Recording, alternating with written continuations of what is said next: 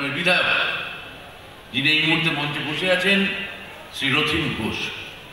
সেদিন বক্তৃতা দিতে গিয়ে সৌগত রায়, আমি আজ থেকে 13-14 বছর আগের কথা বলছি, সৌগত রায় বললেন, আমি মনে করি এক্ষুনি এই মুহূর্তে তারা এসে উপস্থিত হবেন এবং রোজই কিছু না কিছু সাংস্কৃতিক অনুষ্ঠান বিকালবেলা হবে এবং প্রচুর মানুষ এখানে কিন্তু এই উৎসবে এসে সেই অংশগ্রহণ করে। তাই আমরা একটাই কথা বলি, একজন সাংবাদিক ভাই জিজ্ঞেস করছিল কি ব্যাপার, কি পুরো এত লোক এই সকালবেলা 8টার সময় হাজারো হাজারো মানুষ এই মিছিলে হাঁটছে, এর কারণটা কি? অনেকদিন আগে ব্রিটিশ আমলে 200 বছর আগে এই অর্ডিন্যান্স ফ্যাক্টরিতে সেনাবাহিনীর গোলা তৈরি হতো, সেগুলো পরীক্ষা করা হতো, সেই জন্যই ক্যান্টনমেন্ট তৈরি যেতে না হয়। দমদমের মধ্যেই আমাদের বিধায়ক, আমাদের সাংসদের নেতৃত্বে আমরা সেই ব্যবস্থা আপনাদের করে দিয়েছি কি আপনারা সেই আনন্দটা দমদমের মধ্যেই সেই আনন্দটা পালন করতে পারেন। এই বলে আমি নিজে বক্তব্য শেষ করছি। নমস্কার, সবাই ভালো থাকবেন।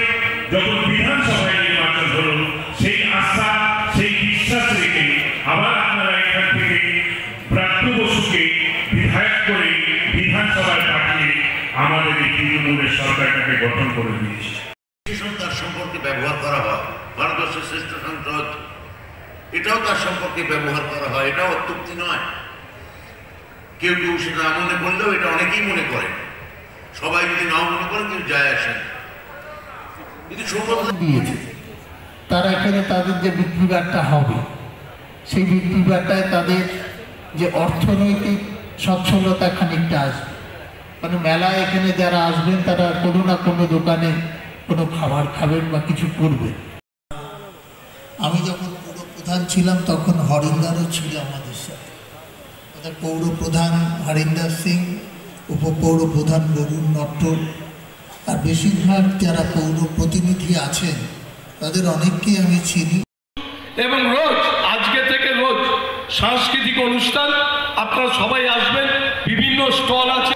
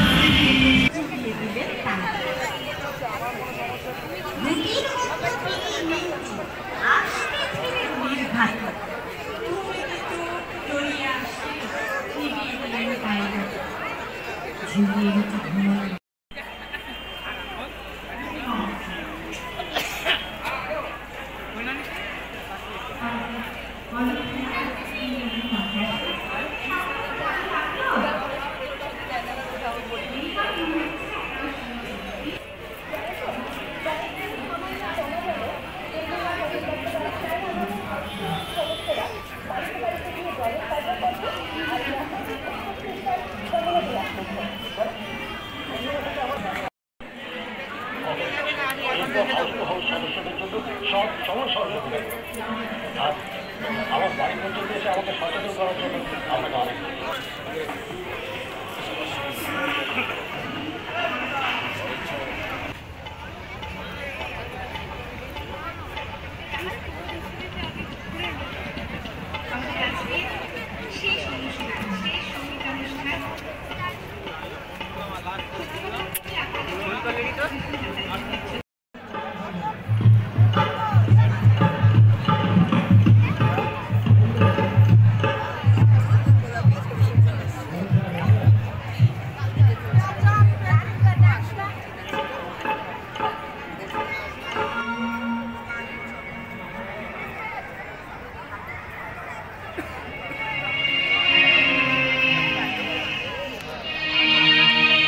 যে নতুন ছেলে যে এখন এবার ওই অনির্বাণ যে ইন্ডিয়ান আইডলে ফার্স্ট হয়েছে তারা আসছে এবং বাংলার সব শিল্পীরা থাকবে, এসে সবাই সাংস্কৃতিক অনুষ্ঠানে আনন্দ করুন।